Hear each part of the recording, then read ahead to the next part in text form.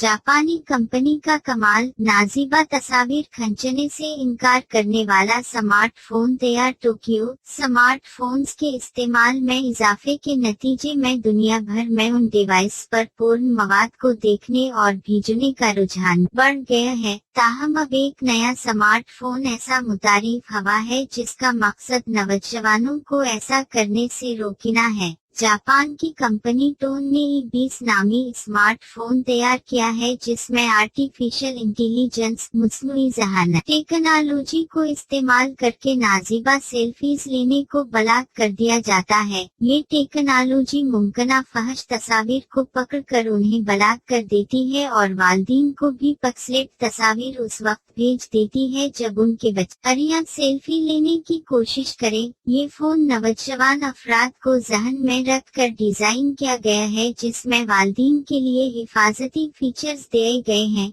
Company का कहना है कि उसकी कैमरा ऐप में वैसी ही टेक्नोलॉजी इस्तेमाल की गई है जो सोशल मीडिया कंपनियां पोर्न तस्वीर को पकड़ने के लिए इस्तेमाल करती हैं। उसमें 6.26 inch display, Android 9 operating system और 3 बाग कैमरों का सेटअप दिया गया है। इसी तरह 64 GB storage, fingerprint, 3900 mAh battery और 2 GHz ऑक्टा कोर प्रोसेसर दिया गया है। कंपनी का कहना था कि उसका मकसद बच्चों और नौजवानों को नाजीबा तस्वीर लेने से रोकना है क्योंकि ये आगे जाकर उनके लिए खतरा बन सके। उस फोन में ऐसे हिफाजती फीचर मौजूद हैं जो वालिदैन को बच्चों को तोहफे देने में मदद दे सकते हैं। ये टेक्नोलॉजी ऐप्स, वेबसाइट्स और हकीकी दुनिया में इर्द-गिर्द के माहौल को भी मॉनिटर करती है और बच्चे के राय में कोई नुमाया तब्दीली नजर आए तो वालिदैन को खबरदार करती है। ये फोन फिलहाल सिर्फ जापान में दस्तयाब है और उसकी कीमत $180 रखी गई है।